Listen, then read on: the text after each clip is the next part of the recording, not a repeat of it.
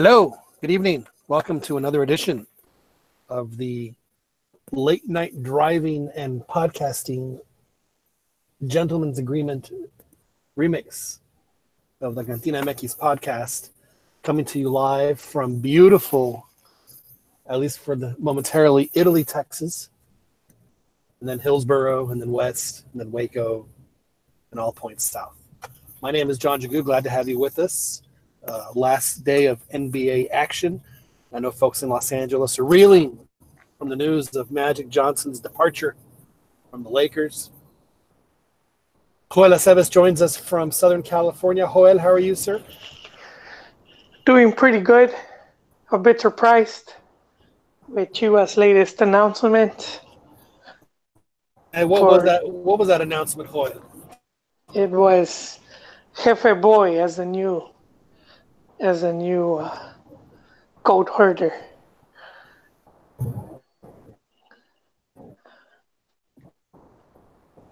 So the shepherd of the sacred herd, what once was a very sought after position, is now being filled by whatever warm body they can find. Yeah, it's sort of disappointing the way they're going about it. Of course, if it pays off, it's going to be a different story, but outlook is grim. So you have Chivas announcing it. They announced it in the morning, 9 a.m. Guadalajara time. And this is, of course, their third coach, given that he replaces Alberto Coyote, who was interim. He only coached for one game after they sacked Cardoso. And you have this going on while Ame just won Copa MX. They just became the team with the most cup titles, 6, and they're going for the doblete, which was one of Chivas, chest thumping recently that they could claim they had. But Ame could easily. Doesn't America already kind of have the doblete since they have both trophies right now in their possession? If it's the same, yeah, technically you could say, but they're still calling it that if they win it, if they were to win. Well, technically you could say they won it. I mean, they won it in other forms, but this is the latest one, Es el que está de moda. Win the cup and win the league. Is there anything worse than Liga MX when America is winning? I mean, I like it. Don't get me wrong. Not that I don't like America football. I don't like America. I think it's good for the league when America does well. But, their supporters become so ridiculously overbearing when they win, as if they invented winning. No one had won before America started winning. No, but sure. I mean, I gotta. I remember a couple months ago we had an Americanista on our podcast, and he was complaining about Piojo Herrera. Yes, he was. Yeah, Piojo Herrera, and he wanted to get rid of Piojo Herrera. and all Piojo Herrera has done for America is have them play consistently well, make no worse in semifinals, and it's amazing to me that they want to get rid of that guy. Well, and he's now the coach with the most finals at the club. He's reached the most finals. I mean, but at the same time, we have to realize that there's just more games now, especially with the season cut in half and the cup tournaments. But regardless, he's already in the history books. I mean, just his record alone against Cruz Azul. And Pumas Unam, I mean, it's staggering. I mean, out of the last, I forget what the number is, but I mean, his winning percentage against those teams is, in the high 80s. So for Americanista fans, to complain bitterly that Piojo isn't, whatever amalgamation of excuse they have for, he's not winning every single trophy at every single tournament that they play. It's to me just shocking. And he's a good coach, and he always has been a good coach. And it makes me sad that because of some ridiculous little snit that he had with a television announcer, that he's not, he doesn't have the dream job that he always wanted to have, which is Mexico. So Yeah. this be Mexico's success. Instead, we have to deal with it in Cuba at the club level with Cuba America, which frankly, Joel, makes me want to throw up. Yeah. And you know what? My hat's off to the media because they did such a good job demonizing Piojo throughout the Gold Cup that fans forgot how well the team played during the World Cup. It's Right, still one of the best performances.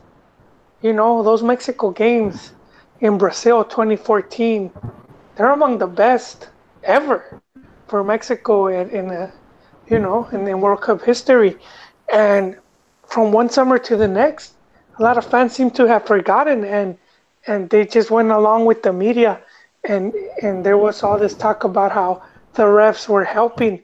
And I'm like, that's just one of the stupidest thing I've heard, because you had the whole FIFA Gate scandal going, and it was like being led by like Loretta Lynch and all of these from the U.S.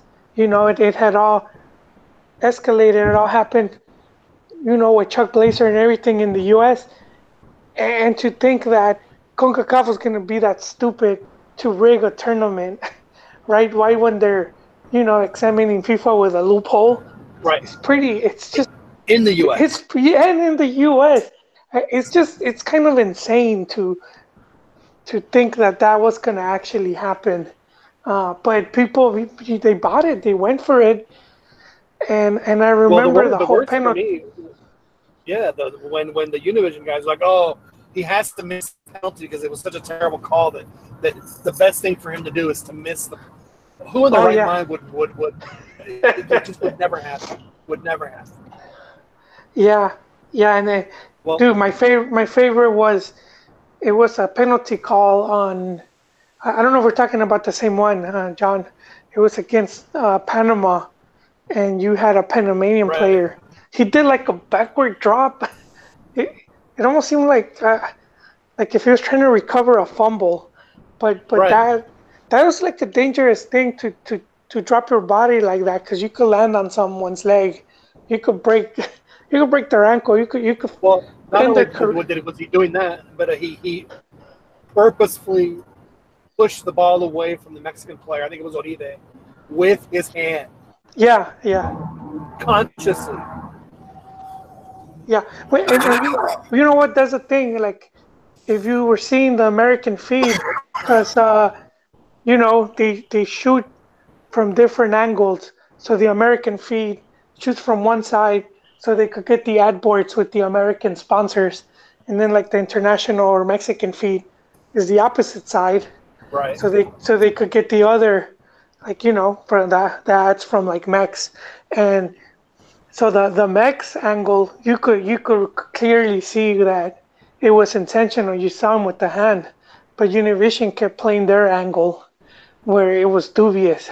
Yeah, yeah, it was and pretty ridiculous. Pretty ridiculous. No, but and so Piojo had all this hate, and all of a sudden he was just like persona non grata, and Right. but what he And did, that's the danger. That's the danger, Joel, with I know that the Dev Azteca have kind of their irreverent podcasts, or not podcasts, but broadcasts with their their humor and their this and the Martinoli. But he got really personal with Piojo. It wasn't really just with Piojo. It was with Piojo's family. And you know, I don't necessarily. I even when it happened, I didn't think that what Piojo had done was a firing offense.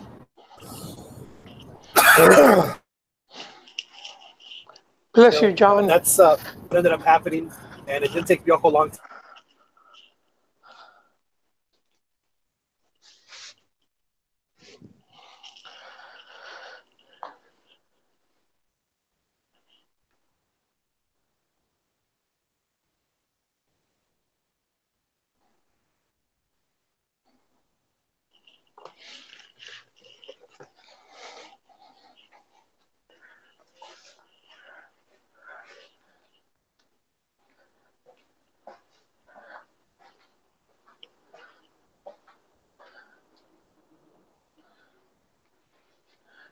Seems like John got cut off.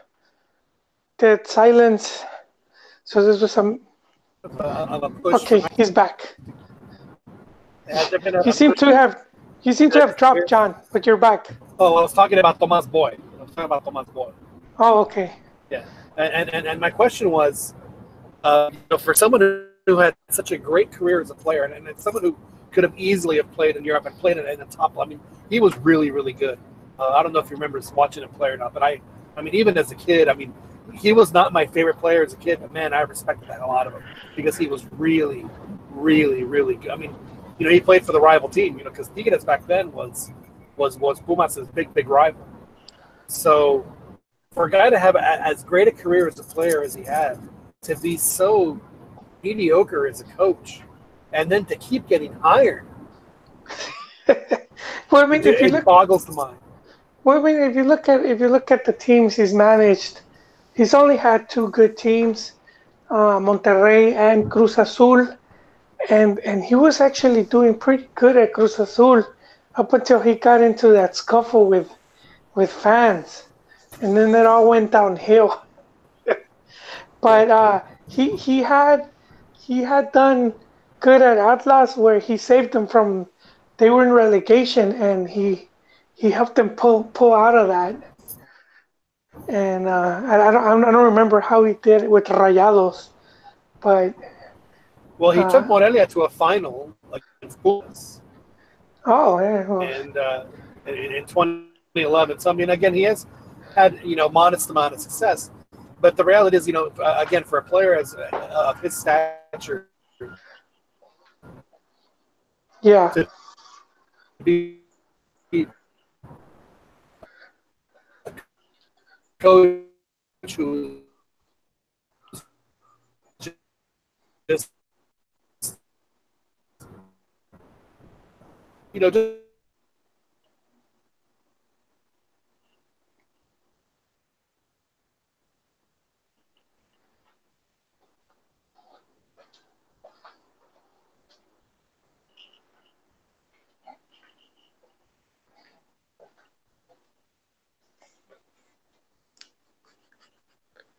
Hello, John. I don't know if your call dropped. I can't hear you anymore. Well, just talk a bit about Tomas. Well, John rejoins us. So it's being said that he's only going to be. yeah, because Hello? the Chivas has to settle for whatever they can get, because who wants to coach Chivas with the way they treat coaches? Yeah, that's why they should have just let Cardoso finish the season, because it would have sent at least the right message that the team is at least that they'll give you a fair shake, because Almeida had been there for at least 2 years or more, and then Pepe would have gotten two full tournaments to try to do his best. So at Right. least as a coach, you know that you're gonna get a fair shake, and but so to sack him like that, and then even the interim after only one game, is just you could just see that, like, the direction of the club. It's like they don't seem to be on the same page as to what they want from the team.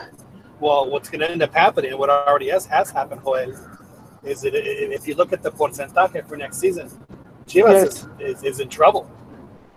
They Yeah. are, when you have seasons where you only amass points in the teens, and you have a couple of the, Pumas is on the verge of having that same issue. They're gonna be in trouble too here momentarily if Well, they don't get out of that. ironically, in the percentage, Atlas is above Chivas. I'm like, how did that happen? Shocking. How does that happen? I mean, The Chivas Atlas managed won for the five. first time in like 3 months, beating Veracruz since they played Chivas. Yeah. And yeah, Well, they racked two wins. I think they beat Lobos or Morelia, but they racked They have 2 wins in a row now. And I watched Chivas their game against Yeah. Lobos, and I mean they should have been up 4-5-0 in the first half. They had so many chances to score. Trophies was having an exception. I say exceptionally good, just a typical Trophies performance where all he's doing is setting up his teammates and his partners, and they just they couldn't finish. It is just a classic Chivas problem. They can't ever finish. No, and you know And what? Well, you what? know what? Like in hindsight, you could see how they sort of messed up the season uh, with their choices for strikers. So they let go of Saldivar. They sent him on loan in exchange for Madrigal. And Saldivar had been Chivas' most consistent striker. At Right. least the last 3 tournaments, he had at least notched between 5 and 6 goals. None of the Chivas players right now have close to that. I think Alexis is the most with 3, and he did them all in one game against Atlas.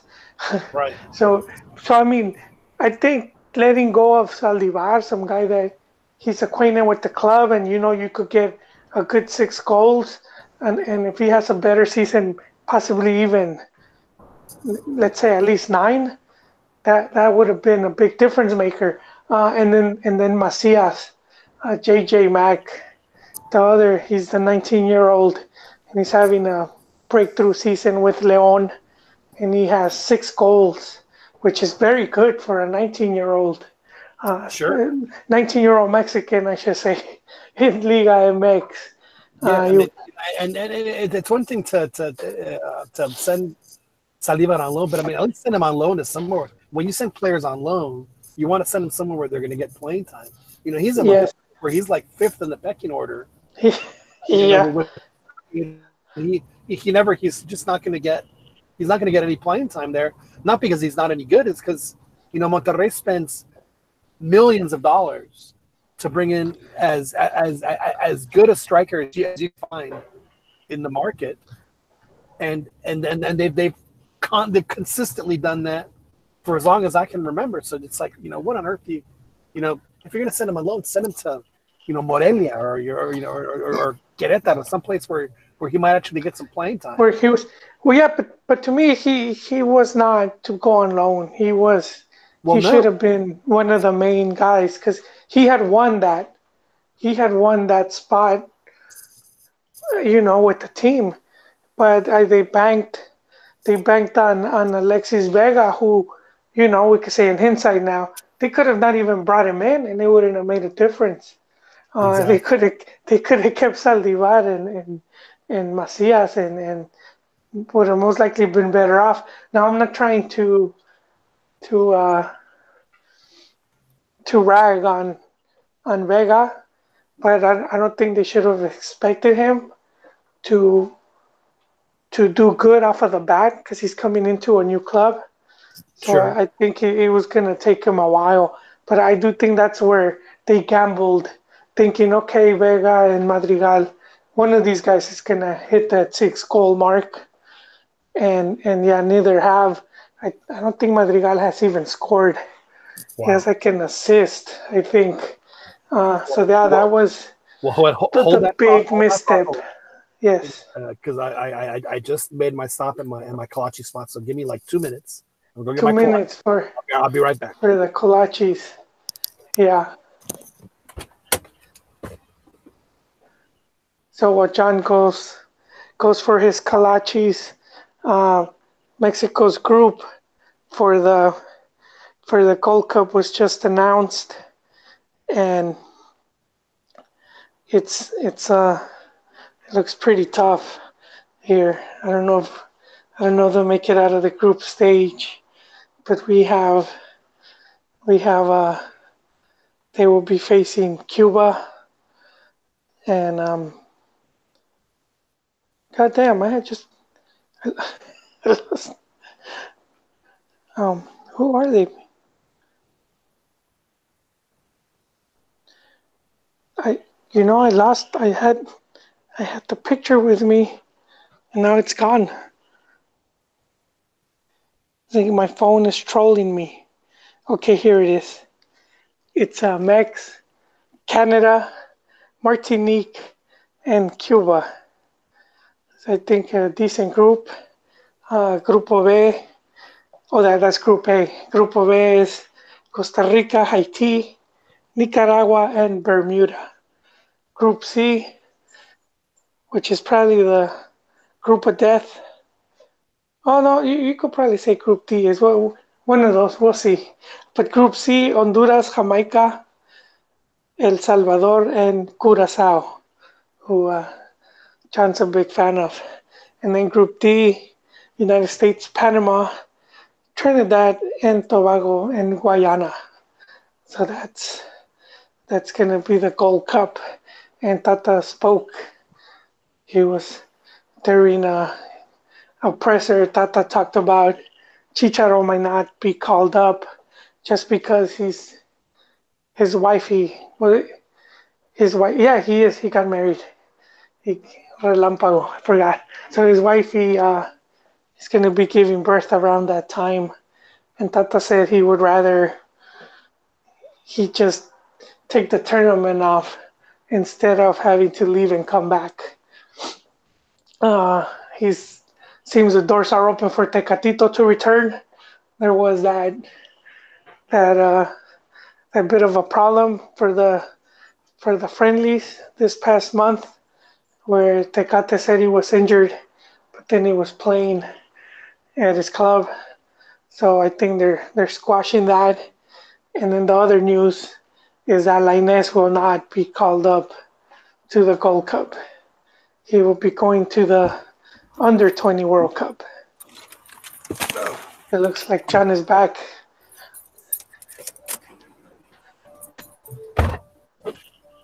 Did they have your order waiting, John? I think you could hear me. So Joel. Yes.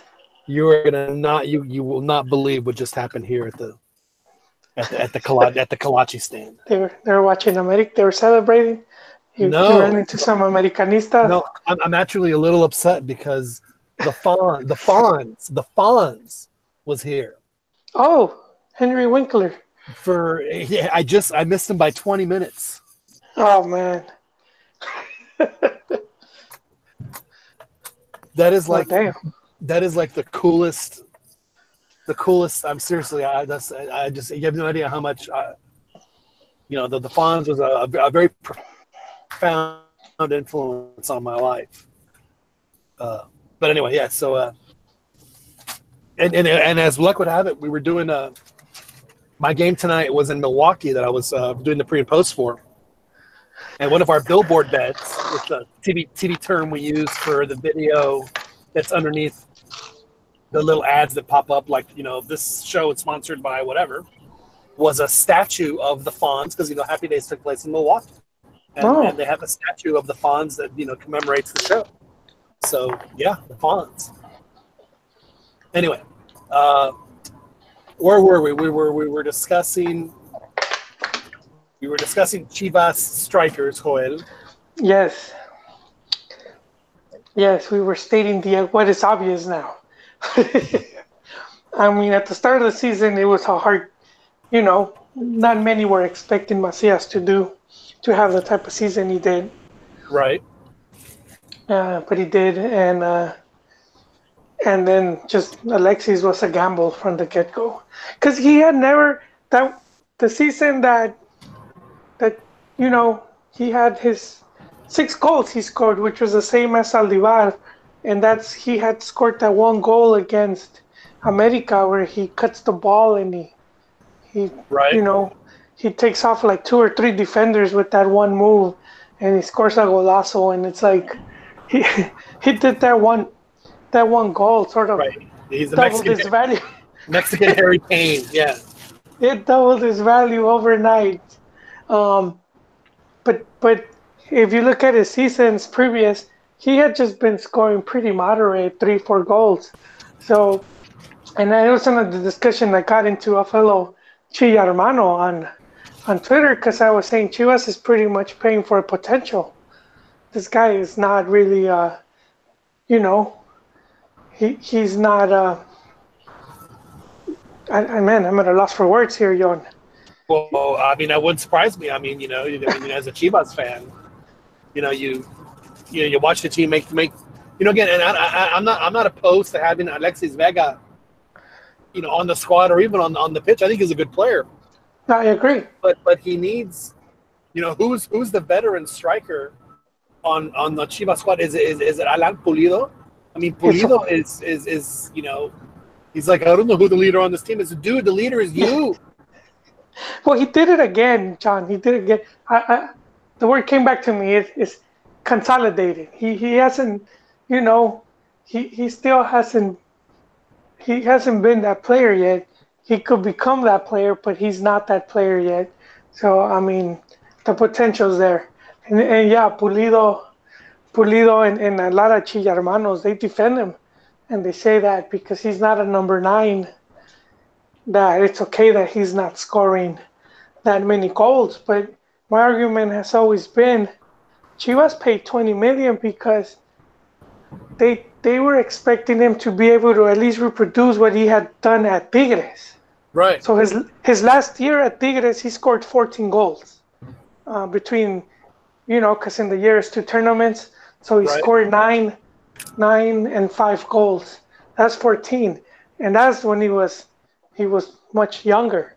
So I mean, that's the thought. Like, okay, if he could bring us anywhere, from 10 to 14, maybe more, every now and then, it's totally worth it to pay this amount.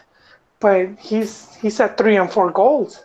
He just he just can't do it. And he tweeted, I don't know if he tweeted or Instagram, like an apology to the Chiva fans, and that's like, he should have called a press, a presser, if he really wanted to apologize. Right. That's like a cheap way out, man. That's like, sorry, I can't go to your party type of thing. I'll be there in spirit. So I think that's him in Chivas. He's playing in Chivas in spirit only. Well, so Chivas once again is a train wreck. Oh yeah.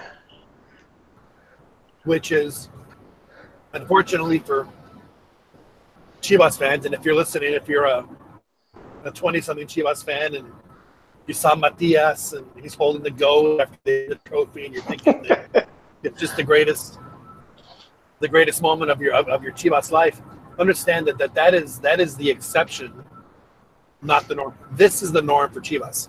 Chivas is, I know it's a very popular team and it has all that, but the reality is that they're just like a step or maybe a step and a half above Atlas as far as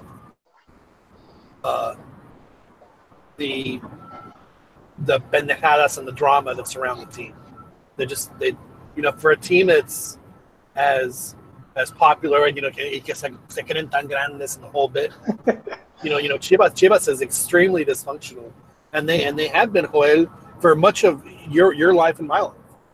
Yeah, I mean, pretty much as soon as you could say, like, right about the 70s, as football became more and more professionalized, and you had these big companies now overseeing the clubs.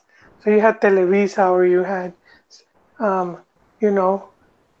Cruz Azul, the cement company, and others like that coming in and investing.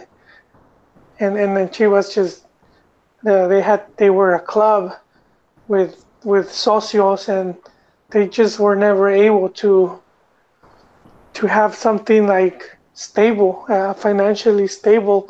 And so they always been like that with the 10-year Chiva comet, as we like to call it. And so they've always struggled to make something out of that club, to especially monetize it. Right. So I mean, it's not surprising, and which was the other thing for me, seeing how fans were crying about why all these players were sold, and and all I could think is like, well, when has Chivas been able to hold on to a highly competitive squad? Not even in when Vergara first bought the team, when they won what was it, in '06, Right. '07 when they won. And even that team, he ended up selling all the players. And that's a big reason because the more successful the club, the more the players are going to earn, the more they're worth. So, and unless you're able to have that enough money for that payroll, they end up selling them. And that was kind of the case again with the current squad that was successful with players like Cota and Pizarro and Gallito and all of those. I think they did some bad moves as far as like who deciding to let go, because Pizarro was one of the guys. I mean, not Pizarro, Pulido, and they extended his contract. Like, why? I don't get it. Why would they extend his contract?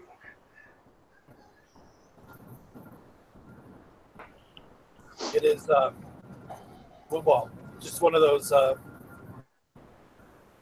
baffling decisions that we dissect, deconstruct, and reconstruct here in the CantinaMX podcast. And I think that the conclusion we can draw is that Chivas is they have been, they are, and they always will be a hot mess. That's just the reality. Ouch! Ouch! Yeah. I wish I was kidding, but I'm not. No, I think what we saw happen, because when Vergara first took over, and he had a pretty good group, um, a good group surrounding him. He had like Ibar Cisniega, and he had Juan Jose Franchi, and he had uh, Nestor de la Torre, and this was a group that was able to build competitive teams. But he slowly started getting rid of.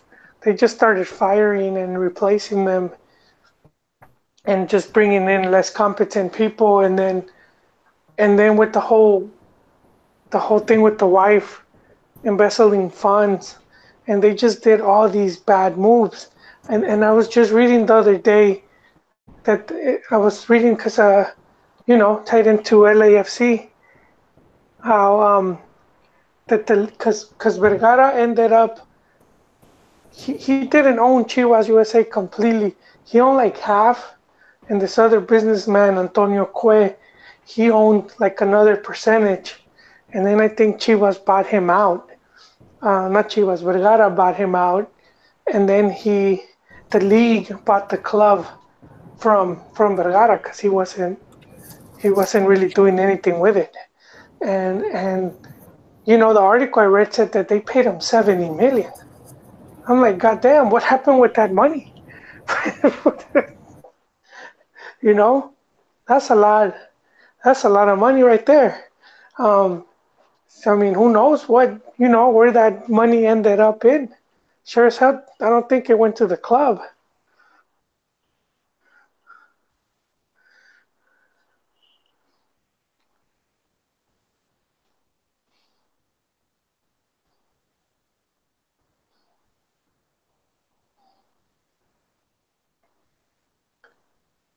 Yeah, so I seem to have lost John again. Just keep talking, maybe he'll rejoin. But 70 million, god dang. At first I thought it was more like 20 that they had paid him off, but it's the one article is stating 70. Hello, John. Still here. Okay, it showed you as like having been cut off. Oh, must be driving through a dead zone. I thought my battery had died. Oh, okay. No, I was just saying how. But it looks like we're still good. 70 million. Like what did they do with all that money? And he's gone again. Oh. No, I'm still here. Okay. Yeah, 70 million was like wow. But yeah, that's it for Chivas. Not sure what's going on at the club. There was an obvious breakdown. I think another one, something happened, uh, and I feel like Cardoso paid. You know the saying. He had to pay for the broken dishes. That's right. And the players weren't backing them because usually you hear how the players would rally around the coach and try to get him to finish the season, especially 4 or 5 games. But I didn't see anyone speak up in favor of Cardoxo. And then when Coyote comes in, he sends about 4 players that were starters to the under 20. So I'm like, what? Seems like still a lot of indiscipline going on. So it's pretty sad to see what's happening, and I think it's a lot of like administration, locker room problems.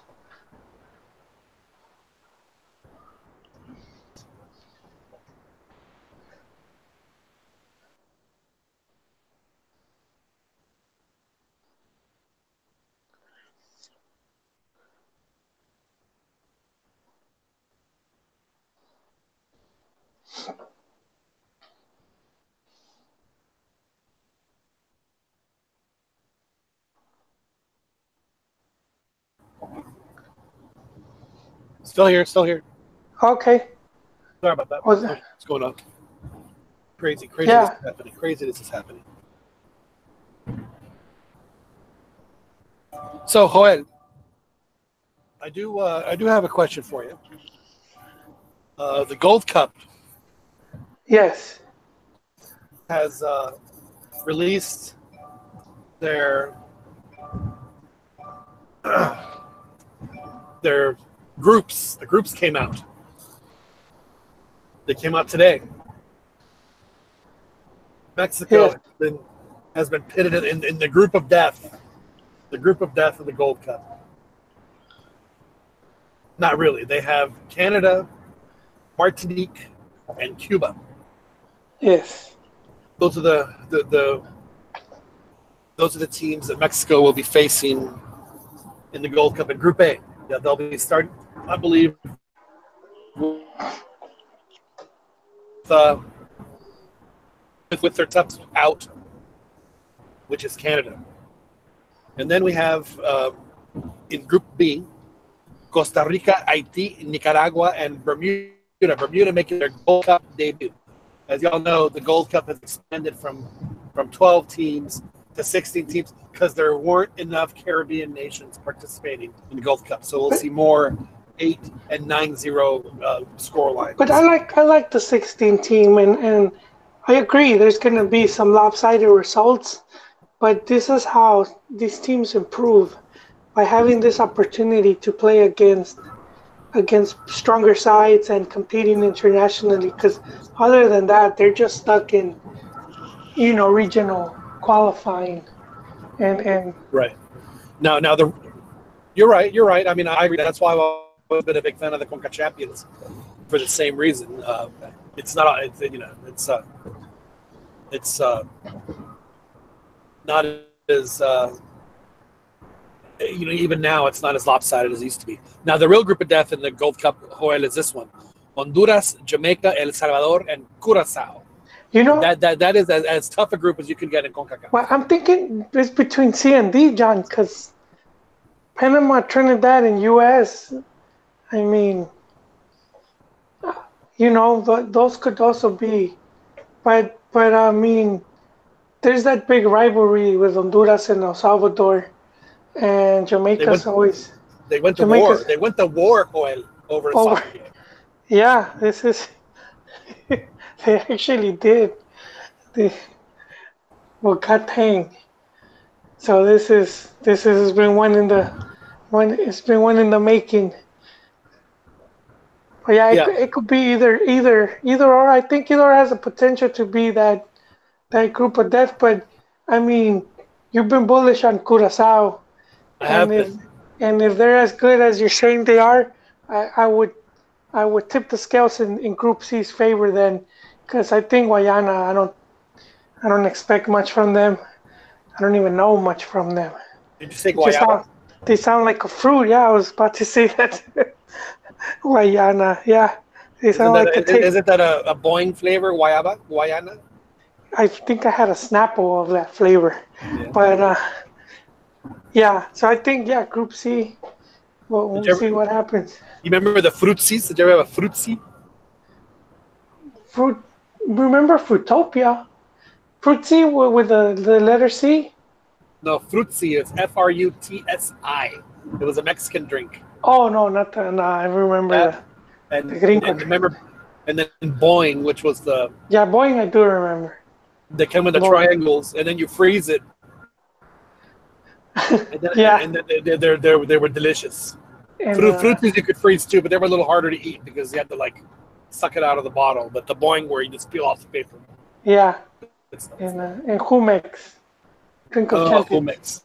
That's right. With this announcement, and then coupled with the announcement that that Lainez is going to be playing the Sub-20, Yeah, which see? I have to admit, I was confused. I thought that the Sub-20 was going to be in July. It's actually going to be in May, so it's actually better for him to play the Sub-20 in the sense that when it's over, he can just go straight and have what he really needs, which is the pretemporada with Betis. Betis. And I think Tata was listening to the pod. I think I convinced him. I'm sure he was. I think at the under 20, he's the main guy, and he's the leader. He's going to be the leader of that team, and he's going to be expected to carry that team, and he's just going to play a bigger role than if he were with the main team, and he'll be used as a sub, and it's not like it was going to be much difference in the quality, without due respect to the Cubas and Martiniques. But I would much rather see how he does in that leadership role than coming in as a sub. Just because we already know what he could do. Right. But I mean, what he could do in the pitch. But I want to see what he could do as the leader of the group.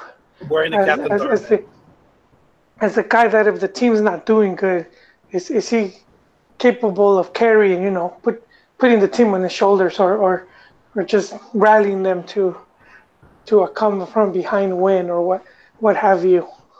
Right. So that's what I'm excited to see from that squad. And under 20 and under 20 has been where Mexico has been not as strong as under 17.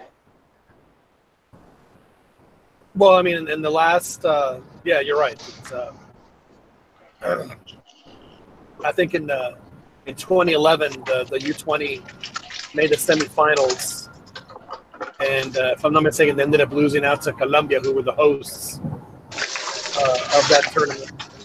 And that was the tournament where Chaton was voted the third best player of the tournament, and it was like, he was ordained that he would be the captain of the Mexican national team for the next 10 years. And of course, that did not come to pass, and he's now playing in like Cyprus or something. No, he got picked up by a third division team in Spain. Oh, is it Spain? Okay. Yes, sir. But he was in Cyprus. But I mean, he did that jump. He did that jump. So he's at is it Salamanca? Yeah, Salamanca. It is Salamanca, yes. FC Salamanca, and he's 28, but I mean, he's 28. Wow. He's 28 now, but I mean, it's to go from Cyprus, to he's now close to La Liga. At least he can speak the language. He's in any given time he could be like in the same town as Messi, But yeah, that's right. Or he can have the experience that I had tonight. Oh man, you just missed Messi. He was here 20 minutes ago. He was 20 minutes ago. He sat here, or he could see Linus play. But that's right. No, but I'm happy for him. I hope, he must have been playing good to have done that switch, especially because there's not that many foreigners these teams get especially at the lower divisions. It's Right. more. It could be pretty competitive. So I mean, the only thing is his age. You know, it would take 2 years for him to be a EU national.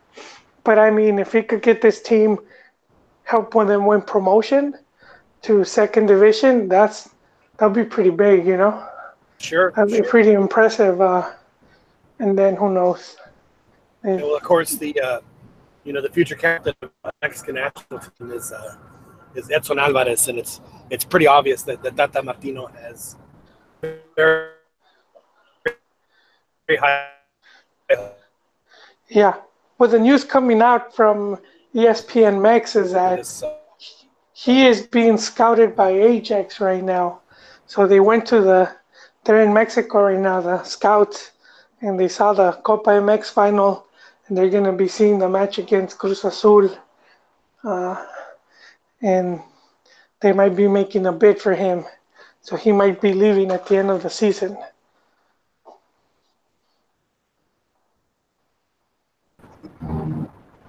lost it, and they were in a terrible crisis. After starting the season with whatever it was, at a slow start, all of the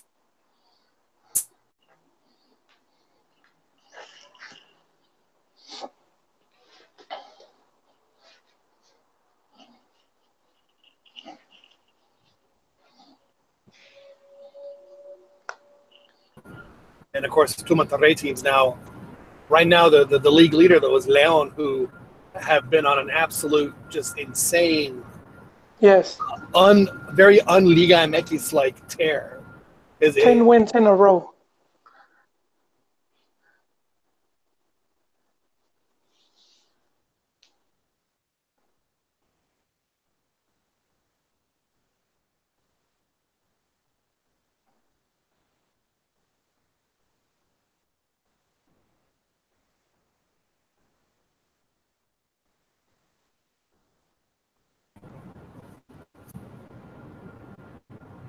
Is it 10 wins, Hoyle? 10 wins? 10 wins in a row. I think they're tied with Cruz Azul, but they're the most wins in the short season format. I think America had the record at 9, and then Cruz Azul has the overall record when it was the long season format. So they just equal that, and one more win, and they'll be the all-time winningest streak All-time in Liga winning MX history. Yeah. Well, They need one more. We'll have to dive deeper into Leona tomorrow night. Yeah. When we have our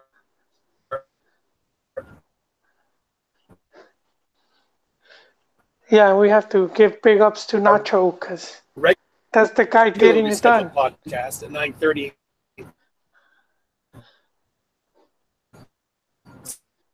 Central, 7:30 Pacific here on our YouTube channel. 40-meter goal against the U.S. in the 1993 World Cup. And you know, John, we have to give props to Nacho because I always hear a big section of the media and a lot of the fans talk about how we need coaches with new ideas or better foreign coaches or we don't need to recycle Mexican ones. And it's a Mexican coach that's doing who broke this record. And the other one in Piojo, who's been the most dominant one at least we could say in the past 3 years. Right. Yeah. And to me, it's been when you spend 40 years in the country, you might as well be Mexican. He's another one who's he's been coaching at Tigres now for what, 10 years? 10 years, which is insane for you. It is. Arias had done that before with Necaxa, but nowhere near as successful, but also nowhere near as the same budget. Right. Well, they are in the Conca Champions final. Fully expect them to have Monterrey join them tomorrow unless something absolutely calamitous happens in Kansas City, which it will. Yeah. But something that we will be discussing tomorrow on the CantinaMX. Joel, thank you so much for joining me here on my little drive. Yeah. back down to Austin. Got to do my taxes Yeah, tomorrow, so tomorrow I get we to go home might for that. we'll continue this, and we might have to do a recap because And we will. So we need to get a panza. We need to get a panza verde okay, on the show we'll tomorrow, look boy. for one. Yeah. Oh, there's Scotty. I don't know if she's available. Well, She there's was Katy, in and then of Met. course there's Weasel, who's a That's big true. time Whis, how panza can verde. I forget? How could I forget about Yeah. Whis Pro? Yeah, we'll reach out to them. So, all right, What a Joel, liquid. it's great having you on, and Always. thank y'all for joining us here on a very quick edition of the CantinaMX podcast. We will talk to you guys again tomorrow. Thank you very much for joining us. We appreciate it. Bye. Bye-bye.